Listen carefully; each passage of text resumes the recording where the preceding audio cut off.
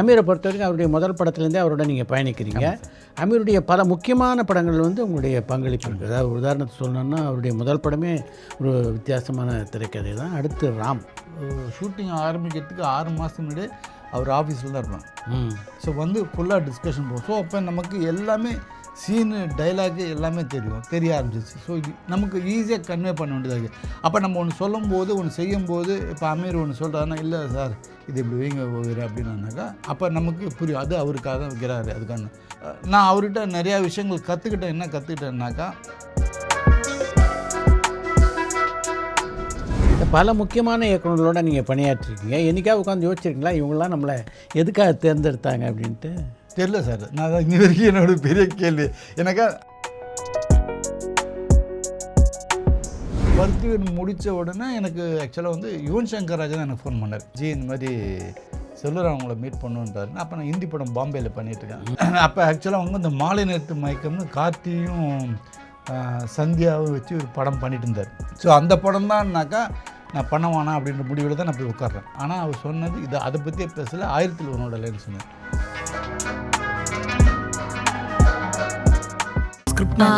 சொல்லியாச்சு இதெல்லாம் சொல்லியாச்சு. அப்போ என்னதான் மேம் சொல்றது? இதுக்கு மேல நம்ம ஒன்னும் சொல்ல வேணாம். நம்ம ஆளுங்க தானே நம்மள இவ்ளோ தூரம் சப்போர்ட் பண்ணி கூட்டிட்டு வந்தாங்க. அவங்களுக்கு தெரியாதா அவங்களோட பெஸ்ட் ஹாலிடேஸ் நம்ம கூட தான்? கரெக்ட் தானே? GT Holidays, South India's #1 travel brand.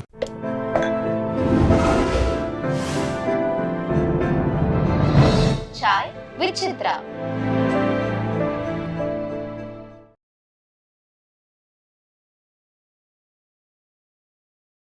பல முக்கியமான இயக்குநர்களோட நீங்கள் பணியாற்றிருக்கீங்க. என்றைக்காக உட்காந்து யோசிச்சிருக்கீங்களா இவங்களாம் நம்மளை எதுக்காக தேர்ந்தெடுத்தாங்க அப்படின்ட்டு? தெரியல சார். நான் தான் இன்னி வரைக்கும் என்னோட பெரிய கேள்வி. எனக்கா அமீர் கேட்டார்னாக்கா அன்றைக்கி அவரோட சுச்சுவேஷன் ஒரு இருக்க 10 நாள் ஒரு கேமரா ஒர்க் பண்ணியிருக்காங்க. அவர் போனதுக்கு அப்புறம் தான் நீங்கள் வந்தீங்க, நம்மளை வந்தது. ஸோ நம்ம அது எதுக்கு சஜஸ்ட் பண்ணாங்கன்னு தெரியல. மேபி அந்த டும் அப்போ ரிலீஸ் ஆன புதுசு. ஸோ அதனால் அதை பார்த்துட்டு என்கிட்ட வந்தாங்களான்னு தெரில, அமீர் வந்தாருன்னு தெரில. ஆனால் அதுக்கப்புறம் உடனே அவருக்கு அந்த ஒர்க் பண்ணும்போது கொஞ்சம் சின்ன எங்களுக்கு உள்ள ஒரு இது சண்டை போடுவோம், எல்லாம் பண்ணுவோம். ஆனால் அவருக்கு புரிச்சிச்சு. அடுத்தது உடனே ராம் ஆரம்பித்து முன்னாடி என்னை கூப்பிட்டு ஒவ்வொரு அடுத்தது ராம் ஆரம்பிக்கிறோம் அப்படின்னா அப்போ இந்த ராம் உட்காந்து பேச ஆரம்பித்தோம். அது இமீடியட்டாக பருத்திவீரன் வரும்போது பருத்திவீரன் முடித்த உடனே எனக்கு ஆக்சுவலாக வந்து யுவன் சங்கர் ராஜா தான் எனக்கு ஃபோன் பண்ணார். இந்த மாதிரி செல்வராஜ் அவங்கள மீட் பண்ணுன்றாரு. அப்போ நான் ஹிந்தி படம் பாம்பேயில் பண்ணிகிட்ருக்கேன். நான் வந்து யுவன் மாதிரி ஹிந்தி படம் பண்ணுறேன் பாம்பேயில் இருக்கேன். 20 நாள் ஆகும் அப்படின்னு. சரி வந்தவொடனே எனக்கு கால் அடிங்க, செல்வா கூட ஒரு மீட்டப் பண்ணலான்னு. ஓகேன்னு வந்தவொடனே நான் கால் பண்ணேன். ஓகே மீட் பண்ணேன். அப்போ ஆக்சுவலாக அவங்க இந்த மாலை நேரத்து மயக்கம்னு கார்த்தியும் சந்தியாவும் வச்சு ஒரு படம் பண்ணிட்டு இருந்தார். ஸோ அந்த படம் தான்னாக்கா நான் பண்ண வேணாம் அப்படின்ற முடிவில் தான் நான் போய் உட்கார்றேன். ஏன்? அது ஆல்ரெடி ஒருத்தர் பண்ணிட்டாரு, ஒரு படம் பண்ணிவிட்டு அது ட்ராப் ஆகிருக்குன்னும் போது நம்ம இப்போ அங்கே உட்காந்து திருப்பி பண்ண வேணாம் அப்படின்றக்காக அந்த படம்னா முடிவு பண்ணிட்டேன் இது பண்ண வேணாம் அப்படின்றதான் போய் உட்காந்தேன். ஆனால் அவர் சொன்னது இது அதை பற்றியே பேசல, 1001 சொன்னார். முதல்ல கொஞ்சம் இதுவும் வந்துச்சு. அதுக்கப்புறம் நான் ஓப்பனாக இருக்கேன்றது அவருக்கு புரிஞ்சு போச்சு. அதுதான் எல்லாருக்கும் பிடிச்சி போச்சு. மனசில் பட்டது கரெக்டு இல்லை தப்பு. மேபி நான் தப்பாக இருந்தாலும் நான் என் கருத்தை சொல்லிடுவேன். அது எடுத்துக்காத அவங்க விஷயம், அவ்வளோதான். எனக்கு நம்ம வந்து சார் சூப்பர் சார், என்ன சீன் சார், என்ன ஸ்கிரிப்டு சார் அப்படின்னு நம்ம சொல்ல முடியாது. நல்லா இல்லைன்னு நல்லா இல்லை. இன்ஃபேக்ட் எனக்கு வந்து ஒரு 1001 ஒரு ஆண்ட்ரியாவுக்கும் பார்த்திபனுக்கும் ஒரு படத்தில் மீட்டிங்கே கிடையாது. எங்கேயுமே மீட்டிங்கே இருக்காது. அவள் பார்த்த உடனே நான் வந்து செல்வா இந்த பொண்ணு தான் டிசைட் பண்ணி ரூட்லாம் போட்டு கொடுத்து அழைச்சிட்டு வருது, இந்த மாதிரி கண்டுபிடிக்க வரும்போது. அப்போ இவங்க 2 பேரும் மீட் பண்ணாமல் இருந்தால் அது எப்படி? இது இவங்க 2 பேரும் ஒரு மீட் பண்ணணும். கார்த்தியும் மீட் பண்ணிட்டாப்புல, ரீமாவும் மீட் பண்ணல. அப்போ இந்த பொண்ணு ஒரு மீட் பண்ணணும்ல, அப்போ அதுக்கு ஒரு சீன் வேணும்ல, அது இருந்தால் நல்லாயிருக்கும் அப்படின்னா அப்படியா அப்படின்னு. அதுக்கப்புறம் ஈவினிங் உட்காந்து எழுதிட்டு காலம்பரை எனக்கு அனுப்பிச்சு இது ஓகேவா அப்படின்னாரு. ஓகே அப்படின்னு. அதுக்கப்புறம் அதெல்லாம் சார் அது என்னவோ தெரியல, எனக்கு அது ஒரு கிஃப்டாகவே என்னன்னு தெரியல. எல்லா டைரக்டருமே சொல்கிறேன், நான் செல்வராஜ் மட்டும் இல்லை, எல்லா டைரக்டருமே நான் சொல்கிறேன். நீங்கள் படத்துக்காக தான் சொல்கிறீங்க. அது வரைக்கும் அவங்களுக்கு புரியுது. நானும் அமீரும் நிறைய சண்டை போட்டிருக்கோம். ஆனால் அவருக்கு தெரியும் நான் படத்துக்காக சண்டை போடுறேன், எனக்கு தெரியும் அவர் படத்துக்காக சண்டை போடுறான்னு. ஸோ அதனால எங்களுக்கு அடுத்தது பிரச்சனை இல்லை. இப்போ வரைக்கும் 24 வருஷம் ஆச்சு. இன்றைக்கும் நான் அவர் கூட படம் பண்ணிகிட்ருக்கேன்னா அந்த ரீசன் தான். ஈவன் பார்த்தீங்கன்னாக்கா நான் வந்து 1001 ஒரு சாங்கு ரெக்கார்ட் பண்ணிட்டு நாங்கள் ஷூட்டிங் லொக்கேஷன் பார்க்க போயிட்டுருக்கோம். அப்போ காரில் ஒரு பாட்டு போடுறாரு. சார் நம்ம படத்தோட பாட்டு அப்படின்னா நான் கேட்டுட்டு எனக்கு ஏதோ டிஸ்டர்பாக இருந்தது. செல்வா இன்னும் வாட்டி போடலாம் கேட்கலாமா அப்படின்னா, அப்போ இன்னும் வாட்டி அது போடுறாரு.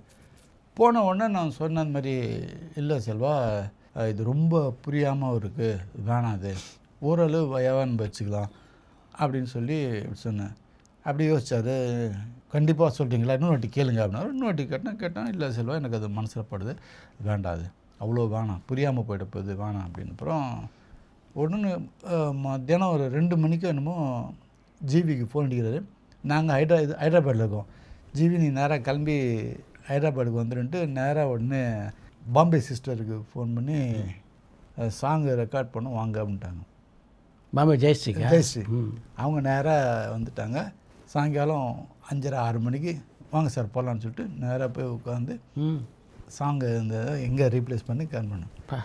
ஸோ அது வந்து எனக்கு சரி நான் ஒன்று சொல்கிறேன், அது நீ யாரையா சொல்கிறது, நீ ஒரு கேமராமேன் அப்படின்னு யோசிக்காமல் அது எதுவாக இருந்தாலும் உடனே எடுத்துக்கிட்டேன். இந்த படைப்புக்கு நீங்கள் நேர்மையாக இருக்கீங்கிறது தான் முக்கியம். அது அவங்களுக்கு தெரியும். அதனால தான் சார் உடனே ஓகேன்னு சொல்லிட்டு எனக்கு உண்மை சார் என்ன செலவு சொல்கிறாரு, வேணாம் என்னாச்சுல மாற்றிடுவோம்ட்டு ஒரு 4 மணி நேரத்தில் எல்லாத்தையும் மாற்றிட்டார். மாற்றி உட்காந்து ரெக்கார்டிங் முடிச்சு இது ஓகேவா இப்போ அப்படின்னாரு. இது ஓகே சார் நல்லா இருக்குது. அதுதான் இந்த பாட்டு ஒன்று ரீமாசன் பாட்டு, அது ஃபுல்லாகவே தெலுங்கில் இருந்துச்சு. அதை கொஞ்சம் வேணாம் அது ரொம்ப இதுவாக இருக்குன்னு சொல்லி அதை மாற்றேன். நான் எடிட்டிங் எல்லாத்துக்கும் போவேன். என்னுடைய எல்லா படத்துக்கும் எடிட்டிங் போய் உட்காருவேன். உட்காந்து ஏதோ அதாவது அங்கே போய் நான் கருத்து சொல்கிறதுக்கு இல்லை, கற்றுக்கணுன்னு தான் போகிறேன். ஒவ்வொரு டைரக்டர் எடிட்டிங் பேட்டர்ன் எப்படி இருக்குன்ற கற்றுக்கிறதுக்கு தான் அங்கே போய் உட்காந்து அமீருடைய எல்லா படத்துக்கும் எடிட்டிங் போய் உட்காருவேன். அதே மாதிரி அவர் சாங் ரெக்கார்டிங்கே என்னை கூப்பிட்டுவார். கம்போசிங் சாங் ரெக்கார்டிங் 2 பேரும் செல்வராகவும் அதான் பண்ணுவார். கூப்பிட்டு போயிட்டு அது எதுவுமே யோசிக்க மாட்டேன், நீ யாருன்னா அந்த ஒரு கிஃப்ட்டு எனக்கு வந்து எல்லா டைரக்டருமே எனக்கு கிடச்சிச்சு. அது சொன்ன உடனே இது பண்ணுறாங்க அப்படின்போது, அப்போ பிடிக்கலனாக்கா நம்ம சொன்னது பிடிக்கலனாக்கா அது காரணம் சொல்லிடுறாங்க. அப்போ அந்த காரணம் கரெக்டாக இருந்தபோது நம்ம அல்டிமேட்டு என்னன்னாக்கா ஃபைனல் டிசிஷன் கால் எடுக்கிறது ஒரு டைரக்டர் தான், அதில் எந்த மாற்று கருத்தும் இல்லை. அப்போ அது அவங்களுக்கு நமக்கு அந்த ஸ்பேஸ் தராங்கன்றதே நமக்கு ஒரு பெரிய விஷயம் இல்லை. அது மாதிரி தான் இப்போ அம்மிட்ட இந்த கதை வேணான்னாக்கா ஒரு ஏன் வேறு வேணான்றீங்க, இல்லை இந்த கதை இப்போ வேணாம் அப்படின்னாக்கா வேணான்ட்டு ஒரு ஸ்கிரிப்ட் வேணான்னு சொல்கிறது போது அவர் ஆமாம் சார் அது மாதிரி ஏதாவது தூக்கி வச்சுருக்காரு நடந்துருக்கு சார். அப்படியா? ஆமாம் சார். அதுதான் சொல்கிறேன், எனக்கு அது பெரிய கிஃப்ட். அந்த மாதிரி ஒரு டைரக்டருங்களாம் எனக்கு வந்து அமைஞ்சது. நான் இப்போ சொன்னேன்னாக்கா அவர் எடுத்துப்பார், சரி இதுக்கோ ஒரு காரணத்துக்காக சொல்கிறான் அப்படின்னு. ஸோ அந்த மாதிரிலாம் நடந்திருக்கு. ஈவன் செல்வாவும் பண்ணுவார். ஸோ அந்த இதெல்லாம் அதான் சொன்னேன், என்னவோ தெரியல, அது எல்லாமே எனக்கு அமைகிற டைரக்டர் எல்லாமே அப்படி ஒன்று இது பண்ணியிருக்காங்க. அமீரை பொறுத்த வரைக்கும் அவருடைய முதல் படத்துலேருந்தே அவரோட நீங்கள் பயணிக்கிறீங்க. அமீருடைய பல முக்கியமான படங்கள் வந்து உங்களுடைய பங்களிப்பு இருக்குது. அதாவது உதாரணத்துக்கு சொல்லணுன்னா அவருடைய முதல் படமே ஒரு வித்தியாசமான திரைக்கதை தான். அடுத்து ராம். ஷூட்டிங் ஆரம்பிக்கிறதுக்கு 6 மாதத்துக்கு முன்னாடி அவர் ஆஃபீஸில் தான் இருப்பேன். நைட்டு ஒன்று நைட் டிஸ்கஸ் பண்ணுவோம். ஃபுல் நைட்டு பண்ணிவிட்டு காலம்பரை 5:30 மணிக்கு மேலே தான் வருவோம், வீட்டுக்கு வருவோம். ஸோ வந்து ஃபுல்லாக டிஸ்கஷன் போகும். ஸோ அப்போ நமக்கு எல்லாமே சீனு டைலாகு எல்லாமே தெரிய ஆரம்பிச்சிச்சு. ஸோ இது நமக்கு ஈஸியாக கன்வே பண்ண வேண்டியதாக இருக்குது. அப்போ நம்ம ஒன்று சொல்லும்போது ஒன்று செய்யும்போது, இப்போ அமீர் ஒன்று சொல்கிறாருன்னா, இல்லை சார் இது இப்படி வைங்க வேறு அப்படின்னாக்கா அப்போ நமக்கு புரியும், அது அவருக்காக தான் வைக்கிறாரு அதுக்கான.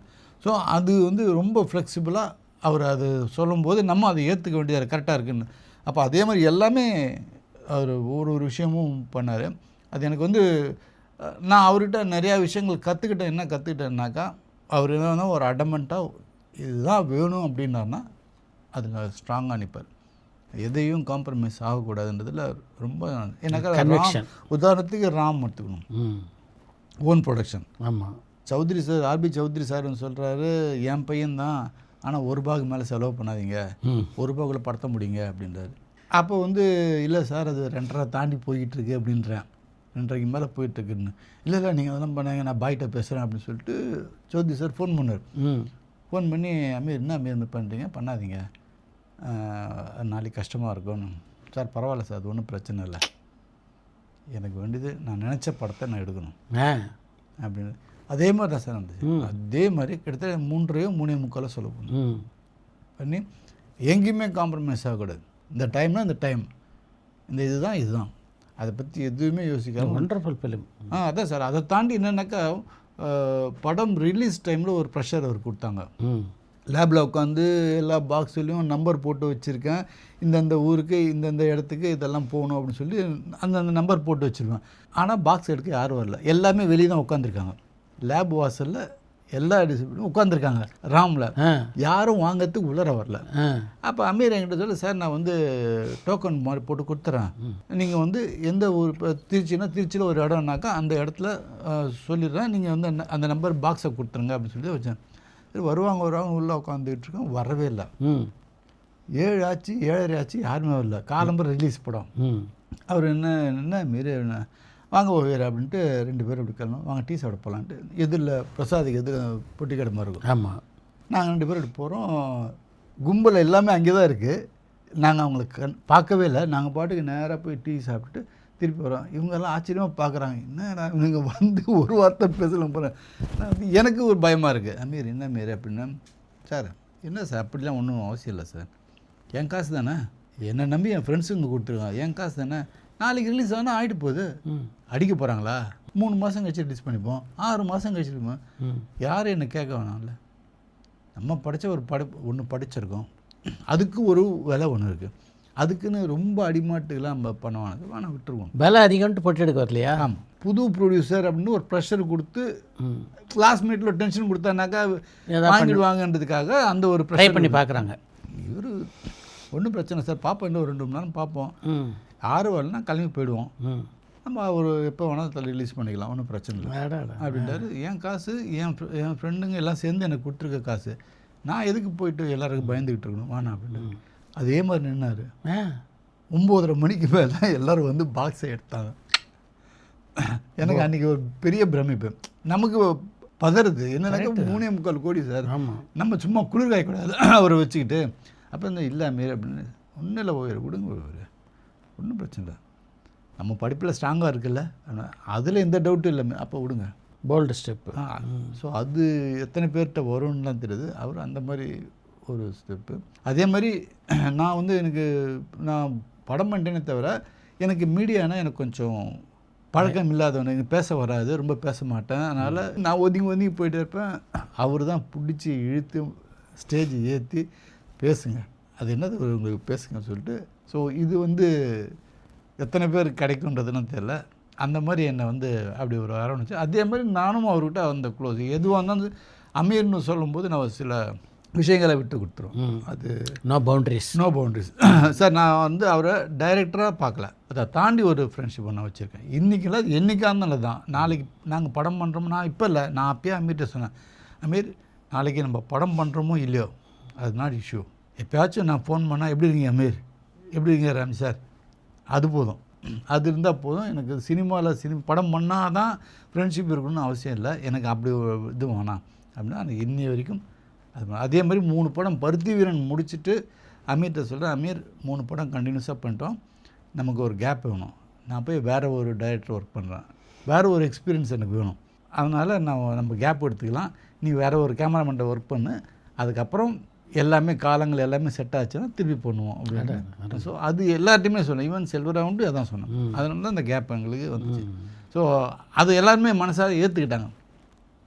இப்போ என்னடா சொல்கிறதுன்றதெல்லாம் இல்லாமல் ஓகே பிரச்சனை இல்லை அப்படின்னு போய் ராம் பார்த்துட்டு சௌத்ரி என்ன சொன்னார்? ஆக்சுவலாக என்ன சௌத்ரி சார் என்னன்னாக்க சார், அவருக்கு ஒரு தெலுங்கு படம் பண்ண போகிறேன், ஹைதராபாத்தில் இருந்தேன். ஹைதராபாத்தில் இருந்தப்போ நாங்கள் அதுக்கு முன்னாடி டிஸ்கஷன் பண்ணி எல்லாம் முடித்து ஸ்கிரிப்ட் ஆல்மோஸ்ட் ரெடி ஆகிடுச்சு. அப்போ வந்து யார் அமீர் ஹீரோ அப்படின்னு, வாங்க வெளியே வாங்கினார். அப்படி வெளியே வந்தோன்னே அப்போ ஜீவா இன்னொரு 6-7 பசங்க கிரிக்கெட் விளையாடினாங்க ரோட்டில். அது ஒரு பையன் பாருங்கள், இந்த ஒயிட் அண்ட் ஒயிட் போத்துருக்கான் பாருங்கள், அந்த பையன் தான் ஹீரோ அப்படின்னு. என்ன அமீர் அப்படின்னு, சாக்லேட் பாய் மாதிரி இருக்கான் இந்த கதை அப்படின்னு. யோசிச்சு பாருங்கள், கதை உங்களுக்கு ஃபுல்லாக தெரியும், இப்போ இந்த முகத்தை கொண்டு அதை ஃபிட் பண்ணால் எப்படி இருக்குன்னு யோசிச்சு பாருங்கள் அப்படின்னு. பெருசாக இருந்துச்சு, தாங்குவாரா அப்படின்னா அது நம்ம பார்த்துக்கலாம், அது ஒன்றும் பிரச்சனை இல்லை. ரைட் ஓகேன்னு நான் அப்போ வந்து சௌத்ரி சார்ட்ட சொன்னேன், சார் மாதிரி ஒரு கதை ஒன்று இருக்குது, அமீர்கிட்ட ஒரு கதை இருக்குது, கதை தெரியுமானா கதை தெரியும் சொல்லுங்கள் அப்படின்னாரு. நான் இல்லை சார் அது என் வேலை இல்லை, அது இயக்குனர் சொல்ல வேண்டிய விஷயம் அப்படின்ட்டு நான் உடனே அமீருக்கு ஃபோன் அடித்து, அமீர் மாதிரி சௌத்ரி சார்கிட்ட பேசினேன். அவர் வந்து கதையை கேட்டார். நான் எனக்கு தெரியாது, நான் நீங்கள் அமீர்கிட்ட கேட்டுக்கோங்கன்னு. ஓவிரா அதான் எல்லாம் தெரியும், ஃபுல் கதை தெரியும், சீன் தெரியும், டைலாக் தெரியும், அப்புறம் என்ன உங்களுக்கு என்ன, நீங்கள் சொல்லுங்கள் பரவாயில்ல அப்படின்னு. நான் இல்லை அமீர், அது உங்கள் வேலை, அது நான் பண்ணக்கூடாது, அது தப்பு அது அப்படின்னு. நான் சொல்கிறேன் நீங்கள் போங்க, யாருங்க கேட்குறது, நீங்கள் போங்க அப்படின்னு. இல்லை அப்படின்னா அவர் ரொம்ப திட்டினார். அப்புறம் சொன்னேன், சரி படத்தோட ஓப்பனிங் ஷாட்டை மட்டும் நான் சொல்கிறேன், அந்த 3 நிமிஷம் என்ன ஷாட் வருதோ அதை மட்டும், சிங்கிள் ஷாட் வந்து ஆக்சுவலாக அதை மட்டும் நான் சொல்கிறேன் அப்படின்னு. சரி நீங்கள் கதை சொன்னாலும் எனக்கு ஒன்றும் பிரச்சனை இல்லைன்னா. அப்புறம் நேராக சௌத்ரி சார்கிட்ட அந்த 3 நிமிஷம் ஷாட்டை மட்டும், சிங்கிள் ஷாட்டை மட்டும் எங்கேருந்து எங்கே போகுது எங்கே வருதுன்னு சொன்னேன். அதை அவர் சொன்னேன், சார் அந்த சொல்கிறேன் அதுலேயே உங்களுக்கு புரிஞ்சிடும் அப்படின்னா. அப்போ சொன்ன உடனே புரிஞ்சு, ரொம்ப நல்லா இருக்கப்பா, கதை கேட்கலாமே அப்படின்னாரு. கேட்கலாம் சார் மெட்ராஸ்னா கேட்டேன். அப்புறம் அம்மிட்ட சொன்னேன். அப்புறம் தான் அந்த கதை கேட்டு அவர் அப்பயே என்ன கேட்டார், என்ன ராம்ஜி தாங்கோப்பில் குருவித்தல்ல பணங்காய் வைக்கிற மாதிரி பெருசாக இருக்குன்னு. சார் அதை பற்றி கவலைப்படாதீங்க, அது அடிச்சாச்சு வாங்கிடுவோம், அது ஒன்றும் பிரச்சனை இல்லை அப்படின்னு. கேட்டு ரொம்ப நல்லா இருக்குது, ரொம்ப பிரமாதமாக இருக்குது கதை, அவனுக்கு ஒரு லைஃப் கிடைக்கும். நான் முதல்ல சொன்னேன், சார் பண்ணேன் அப்படின்னா கண்டிப்பாக ஒரு பெரிய லைஃப்பில் ஒரு டேர்னிங் பாயிண்ட் வந்துருக்கணும், அவருடைய இமேஜே உடஞ்சி வேறு மாதிரி வந்துடும் சார் அப்படின்னு சொன்னால் அது நடந்துச்சு. அதுதான் சௌத்ரி சார் என்றைக்கு இருந்தாலும் நான் சொன்னோன்னே உடனே ஒரு கேட்டுப்பார் உடனே, ரைட் ஓகே அப்படின்னு, நீ சொல்லியா ஓகே அப்படின்னு. ஸோ அந்த அப்படி தான் தமிழ் எம்எம் நான் தான் கமிட் பண்ணி கொடுத்தேன். நீ எப்போன்னு சொல்லி வர வைக்கிறேன் போ, நீ எதுவும் பேசாத. அதே மாதிரி எல்லாமே அட்ஜஸ்ட் பண்ணி கொடுத்தாரு. அதனாலாம் பெரிய விஷயம் அது. அவரோட எக்ஸ்பீரியன்ஸு நான் எங்கே இருக்கிறேன்ற படம் பார்க்கல, ஐ மீன் படம் காட்டல அவருக்கு. எப்படி இருக்குன்னு, சார் வேறு மாதிரி இருக்குது சார், படம் நல்லா இருக்குது சார், நான் சினிமாவில் டைலாக் சொல்கிற மாதிரி அதெல்லாம் சொல்ல வரல, உண்மையிலே நீங்கள் பார்த்தீங்கன்னா உங்களுக்கு பிடிக்கும். அவர் பார்த்துட்டு ரொம்ப நல்லா இருக்கே படம், பிரமாதமாக இருக்குது, ஆனால் எதுக்கு இவ்வளோ சுலபம் பண்ணிட்டு தான் அவருடைய இது பிஸ்னஸ் மெயினில் இருக்குது. நான் இது மாதிரி இருக்குது, ஆனால் எல்லாமே நல்லா இருக்குது, எல்லாமே அப்படியே கச்சிதமாக வந்து உட்காந்துருச்சு எல்லா கேரக்டருமே அப்படின்னாரு. ஸோ அவருக்கு ரொம்ப சந்தோஷமாக இருந்துச்சு. ஸோ அப்படி தான் ராம் வந்து. பருத்தி வீரன் படத்தினுடைய உருவாக்கத்தின் போது கார்த்தி இந்த அளவு பேர் வாங்குவார் அந்த படத்தில் நீங்கள் தோணிச்சா உங்களுக்கு? கண்டிப்பாக சார். அப்படியா? ராமில் நீங்கள் ஜீவாவை பார்க்குறீங்க, பருத்தி வீரனில் நீங்கள் கார்த்தி பார்க்குறீங்க, ஆனால் நான் அமீரை தான் பார்க்குறேன். 22 வருடங்களுக்கு முன்னால் பண்ண மௌனம் பேசியதே இன்றைக்கி வந்து மீண்டும் ரசிகர்களால் கொண்டாடப்படுற படமாக இருக்குது. எப்படி இருக்குது உங்களுக்கு? உண்மை சந்தோஷமாக இருக்குது சார். எனக்கா அந்த படத்துடைய மாபெரும் வெற்றிக்கு பின்னால் அவருக்கும் கார்த்திக்கும் இடையே ஒரு சின்ன சின்ன மன வருத்தங்கள் வந்தது அந்த படத்துடைய வெளியீட்டில். அப்போல்லாம் உங்களுடைய மனநிலை எப்படி இருந்தது? நான் 2 பேர்ட்டுமே பேசுகிறேன் சார். அப்படியா? 2 பேர்ட்டும் பேசுகிறேன். 2 பேர்ட்ட மட்டும் இல்லை, நான்